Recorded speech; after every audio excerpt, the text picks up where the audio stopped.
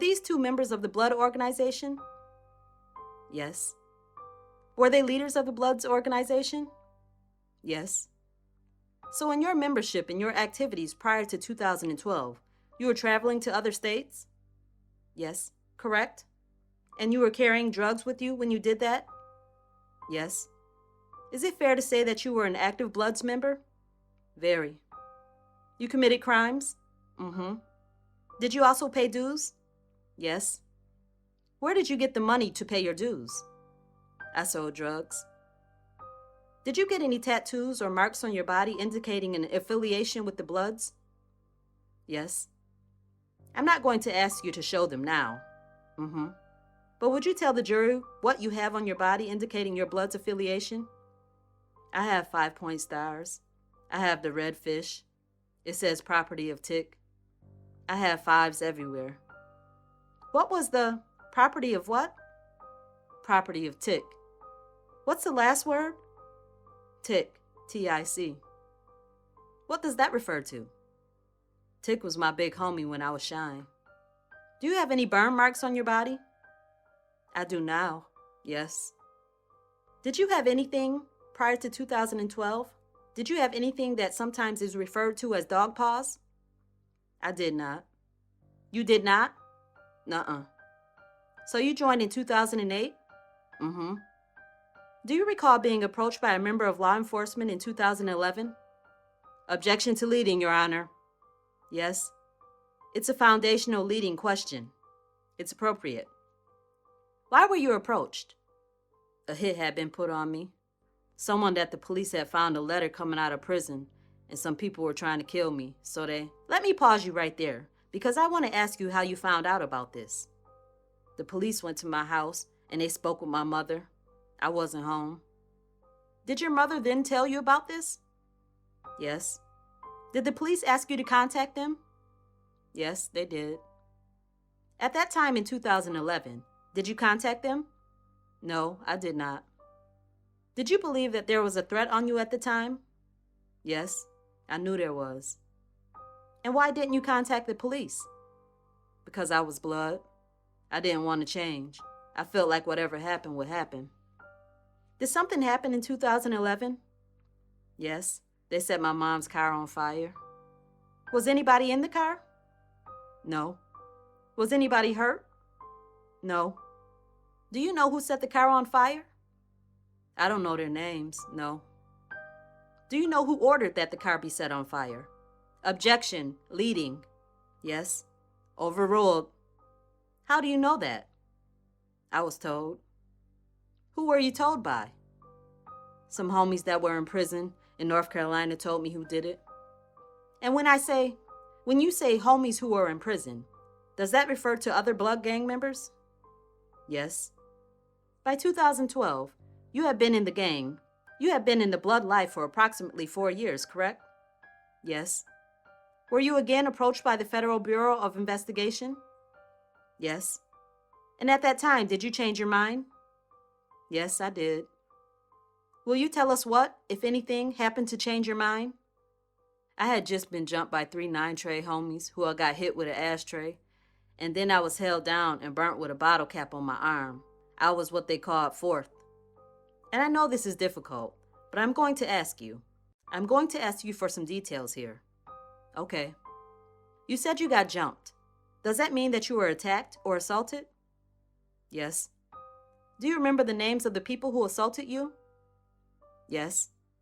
5 Alive, Red Hot, and Lady Quick. Where were you when you were attacked? I was staying in Shelby at the time. And they burned you? Yes. They burned you with a bottle cap? Mm-hmm. How did they heat the bottle cap? With a lighter. Are the burns in a place on your body where you can show us? Yes. With the court's permission, I'd like to ask her to stand up and show us. She may. Describe what arm? It's my right arm. Where on your arm? There's scarring up here on the top. There's scarring up here. Are you pointing to the top of your shoulder? Yes. And there's scarring? Mm-hmm. Is there more than one scar? Yes. Were you burned more than one time? I was burned over and over several times. Your Honor, may I ask the court's indulgence and ask the witness to approach the jury box to show the scars? Yes, if that will assist the jurors. Would that assist you? Yes. All right. You may step down, ma'am. If you'd like to walk down here just a bit, so the other half of the jury can see. Thank you. Miss Starr, you were burned with a bottle cap? Mm-hmm. Do you know why you were assaulted in that particular way? If you have 3 dog paws, they're usually burned in on our skin. If you get a 4th one, that means you're no longer part of the hood. So they 4th me. But you didn't have any other dog paws at the start. Right, so they put them there. Did they attempt to burn 4 burn marks on you? Yeah. And you said you were approached by the FBI. Was that after that incident? Yeah. And at that point, did you agree to begin operating for the Federal Bureau of Investigation as a confidential human source? I did. I'll refer to that as CHS from here on out. Okay. Now let's get this out there. When were you actively doing things? And I know there's some terms of art here, but when were you actively doing things in this and other investigations for the FBI? March 2012 until May 2017. You told us already about March 2012. What happened in May 2017? Everyone was picked up. Was that in this case? Yes. And what do you mean by people being picked up? They are picked up. They are put in jail. Everybody got picked up and charged with this case. They were charged on this case and they were arrested, right? Yes.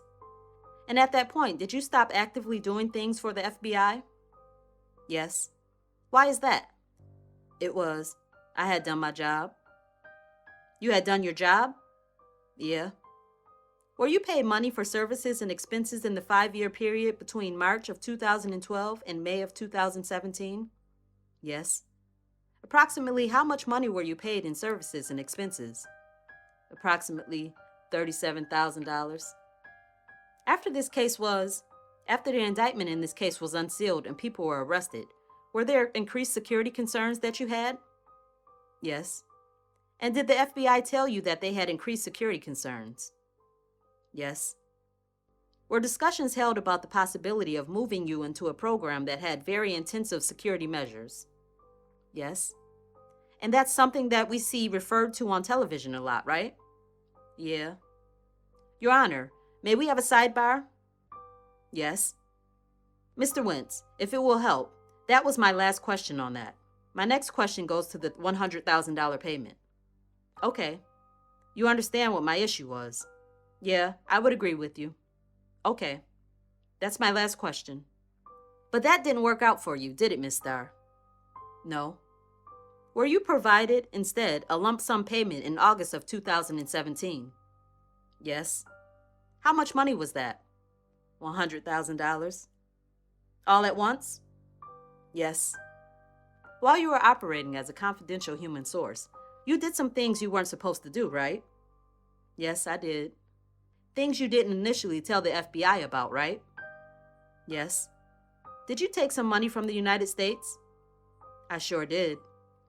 Will you tell us about that, please?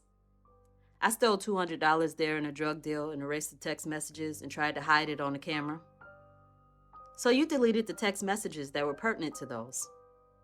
Yeah. When you were doing that, I'm sorry, I lost my train of thought. FBI found out about that right away, right? Yes, they did. Did you also do things that the FBI didn't find out about for a while? Yes. What was that? I sold drugs. You sold drugs when you weren't authorized to sell drugs, right? Yes. You did do what was called authorized buys. Yes, I did. That were monitored by the FBI, right? Right. But in addition to that, you did some drug dealing on the side. Correct. What drugs did you sell? Cocaine and ecstasy, a little weed, and pain pills. When did you tell the FBI about that? About 3 weeks ago. Why? You asked. I was being prepped for trial when you asked. Let's go back now to March of 2012. When you just came on board, began operating for the FBI as a confidential human source. Did you start that process by giving them information? Yes. Tell us about the information that you provided to them.